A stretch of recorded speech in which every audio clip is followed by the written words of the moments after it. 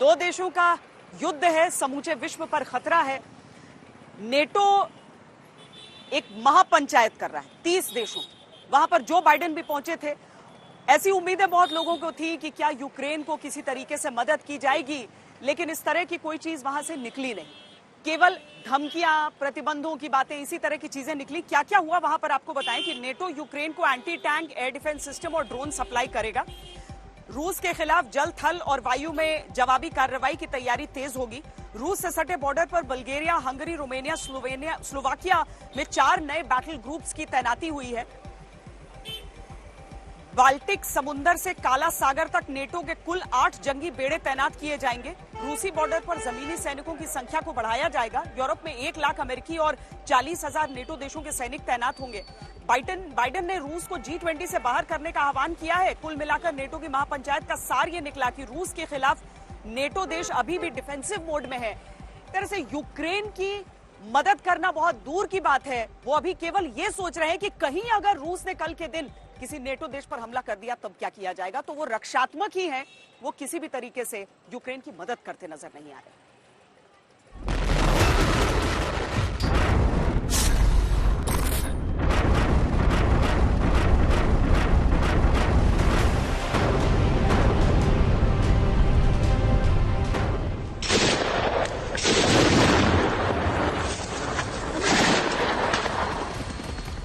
एक महीना हो गया, यूक्रेन युद्ध की आग में जल रहा है।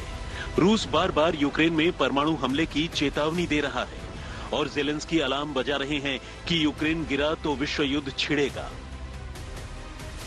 फिर न फ्रांस बचेगा, न जर्मनी बचेगा, न ब्रिटेन बचेगा और न अमेरिका बचेगा, जिसे देखते हुए ब्रसेल्स में नाटो की ऐतिहासिक महापंचायत बैठी, जिसमें बड़े बड़े 30 मार खां देशों के नेताओं की तरफ से पुतिन की ओर धमकियों का सार्वजनिक प्रसारण किया गया। पहली धमकी अमेरिकी राष्ट्रपति जो बाइडेन की तरफ से आई, जिन्होंने पुतिन को धमकाया कि अगर यूक्रेन में केमिकल, बायोलॉजिकल या फिर न्यूक्लियर वेपन इस्तेमाल हुए तो जवाब यूक्रेन नहीं, नाटो देगा। जिसके बाद तो नाटो देशों में पुतिन को धमकियां देने की होड़ सी मच गई। Break up NATO. He'd rather face 30 independent countries than 30 united countries with the United States of America. Not a joke. I'm being deadly earnest. Der Austausch hat aber auch gezeigt, wir sind uns in dieser schwierigen Lage einiger denn je zuvor und handeln gemeinsam und entschlossen. Die heutige gemeinsame Erklärung der G7 spiegelt das wider. Should they be prepared to act? Look, I think that the reality is that Vladimir Putin has already crossed the red line into barbarism, and I think it's now. Brussels में हुई NATO की यह महापंचायत अब तक की सबसे बड़ी meeting थी, लेकिन खोदा पहाड़, निकली सिर्फ धमकियां, क्योंकि इस मीटिंग में यूक्रेन को बचाने के बजाय सबका फोकस खुद को बचाने पर था। नाटो की महापंचायत तब हुई है जब रूस ने परमाणु हमले की ताजा चेतावनियां जारी कर दी हैं। नाटो जानता है कि अगर परमाणु हमला हुआ तो ये युद्ध सिर्फ रूस और यूक्रेन तक सीमित नहीं रहेगा। रूस ने परमाणु हमला किया तो नाटो के सदस्य देश खुद को इस युद्ध से दूर नहीं रख पाएंगे। ऐसा लगता है कि नाटो देशों की इस महापंचायत का फोकस यूक्रेन को बचाना नहीं, बल्कि खुद को विश्व युद्ध से बचा कर रखना है। इसीलिए नाटो अभी तक कोई एक्शन लेने के बजाय पुतिन को धमकियां देकर ही काम चला रहा है। We would respond. We would respond if he uses it. The nature of the response would depend on the nature of the use. Wir sind uns in dieser schwierigen Lage einiger denn je zuvor und handeln gemeinsam und entschlossen. Die heutige gemeinsame Erklärung der G7 spiegelt das wider. NATO की इस महापंचायत का topic भले ही रूस Ukraine युद्ध हो, लेकिन agenda खुद को पुतिन के गुस्से से बचा कर रखना था। और नाटो के इस एजेंडा का पर्दाफाश तब हुआ जब यूक्रेन के राष्ट्रपति ज़ेलेंस्की ने नाटो से सैन्य मदद की अपील कर दी। हमने नाटो से कहा कि आपके पास कम से कम 20,000 टैंक हैं। यूक्रेन आपसे आपके 1% टैंक मांगता है। या तो हमें दे दीजिए या हमें बेच दीजिए, लेकिन हमें अभी तक कोई साफ उत्तर नहीं मिला है। युद्ध की सबसे बुरी बात यह है कि हमें मदद की गुहार लगाने पर कोई साफ उत्तर नहीं मिल रहा। और मैं 1 महीने से बार बार ये दोहरा रहा हूं कि हमें अपने नागरिकों और शहरों को बचाने के लिए बिना किसी रोक टोक सैन्य मदद की जरूरत है, क्योंकि रूस अपनी पूरी सैन्य क्षमता हमारे खिलाफ इस्तेमाल कर रहा है। यूक्रेन ने आपसे जहाज मांगे, आपके पास हजारों फाइटर जेट्स हैं, लेकिन हमें एक भी नहीं दिया जा रहा। जेलेंस्की ने यूक्रेन की सीमा को नो फ्लाई जोन घोषित करने की मांग की, जिसे नाटो देशों ने ठुकरा दिया। जेलेंस्की ने रूस के खिलाफ अपने सैनिक भेजने की मांग की, नाटो देशों ने इनकार कर दिया। अब जेलेंस्की ने नाटो के भारी भरकम सैन्य जखीरे का 1% यूक्रेन को देने के लिए कहा, तो भी नाटो को सांप सूंघ गया।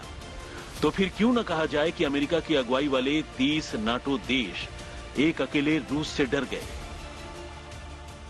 L'analyse que nous faisons tous, c'est qu'aujourd'hui ces sanctions ont un impact. J'ai évoqué tout à l'heure. सबसे पहले यूक्रेन के लिए समर्थन को मजबूत करने, उन्हें रक्षात्मक हथियार और उपकरण प्रदान करने के लिए जारी रखने पर एकमत है, जिसकी उसे आवश्यकता है।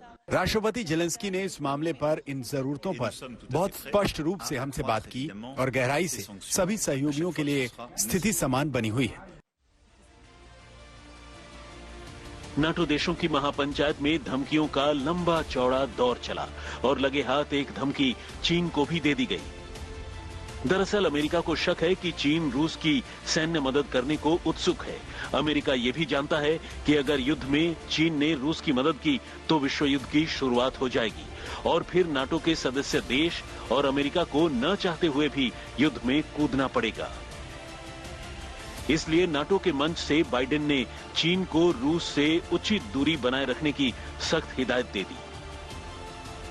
I had a very straightforward conversation with Xi now, I guess it's 6 days ago, 7 days ago, in that range.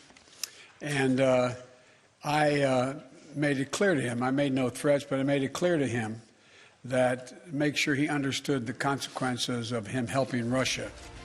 अब देखते हैं कि नाटो देशों की ये धमकियां पुतिन को कितना डरा पाती हैं, जो बात बात पर अपने न्यूक्लियर हथियारों की धौंस दिखा रहे हैं। नाटो को तो इस बात का भी डर सता रहा है कि न्यूक्लियर वेपन से पहले पुतिन केमिकल और बायोलॉजिकल हथियार का इस्तेमाल करने का सही मौका तलाश रहे हैं। Russia is trying to create some kind of pretext accusing Ukraine, United States, NATO allies. हम देखते हैं कि रूस, यूक्रेन, संयुक्त राज्य अमेरिका, नाटो सहयोगियों पर रासायनिक और जैविक हथियारों का इस्तेमाल करने की तैयारी के लिए किसी तरह का बहाना बनाने की कोशिश कर रहा है। और हमने पहले देखा है कि दूसरों पर आरोप लगाने का ये तरीका वास्तव में खुद ऐसा करने का बहाना बनाने का एक तरीका है। और हाँ, यूक्रेन और नाटो सहयोगियों के खिलाफ आरोप बिल्कुल झूठे हैं। रूस को अनलिमिटेड धमकियों के साथ ही नाटो की महापंचायत का समापन हो गया, लेकिन रूस अगर ऐसी धमकियों से डरता तो यूक्रेन पर हमला नहीं करता।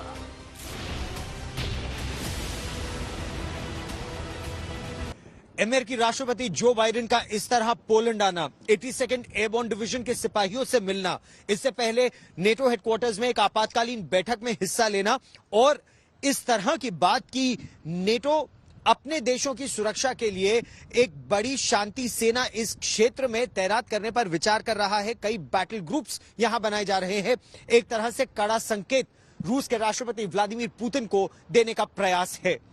लेकिन क्या इससे यह संकेत जाता है कि आने वाले दिनों और महीनों में दुनिया तीसरे विश्व युद्ध की कगार पर अब खड़ी है? कैमरामैन ललित जोशी के साथ गौरव सावंत, वॉर्सो, पोलैंड, आज तक।